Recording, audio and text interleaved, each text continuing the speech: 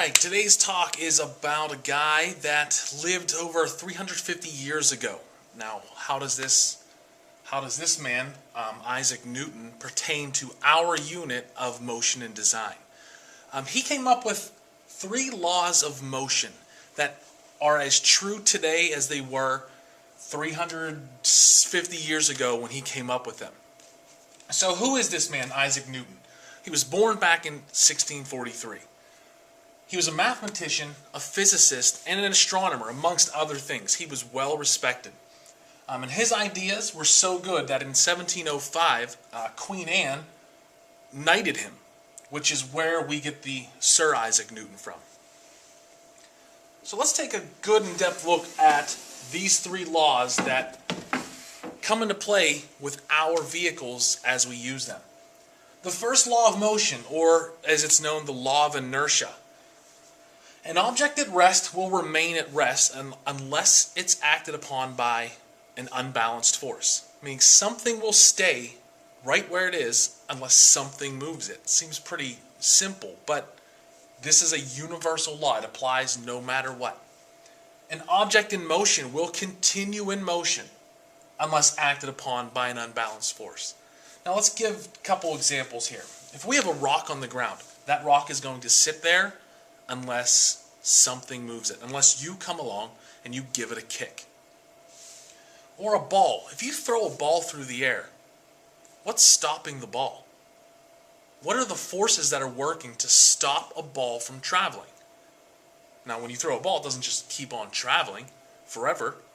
What stops it? Well, air resistance, air pushing against it, gravity pulling down on it, and once it hits the ground, friction slows it down. So all those forces stop something from moving. So that is our first law of motion. Our second law. Now I know it may seem like some big words are going to be thrown at you here. So our second law of motion is maybe difficult to understand, but just stick with me and I'll explain it in simpler terms. Acceleration is produced when a force acts on a mass.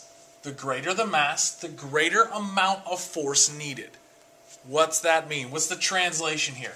The translation is this. Heavier objects require more force to move, which seems pretty simple to understand.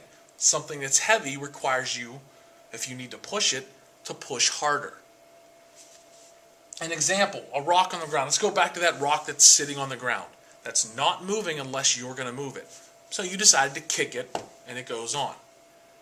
Let's make that rock a little bit bigger. Let's get a big boulder instead of a little pebble. Big rock. How much force is it going to take for you to move that large rock? That's what the second law of motion says. An object that's bigger requires a lot more force than it would to kick that little stone. And now our third law of motion. Third law of motion. For every action, there is an equal and opposite reaction. What does that mean? Well, if you throw a tennis ball against a wall, that ball is going to hit the wall and then immediately come back. It's going to have a reaction. A rocket taking off. It's going to go forward, but coming out of the back of the rocket is the same amount of force as it had going forward. So those are our 3 laws of motion. And we're going to use these 3 laws. So I want you to think about these 3 laws and how they pertain to your vehicles that you've been building. The vehicles that you built, the standard ones, and the ones that are carrying loads. How do these 3 laws affect your vehicles? That's what we're going to be talking about in class.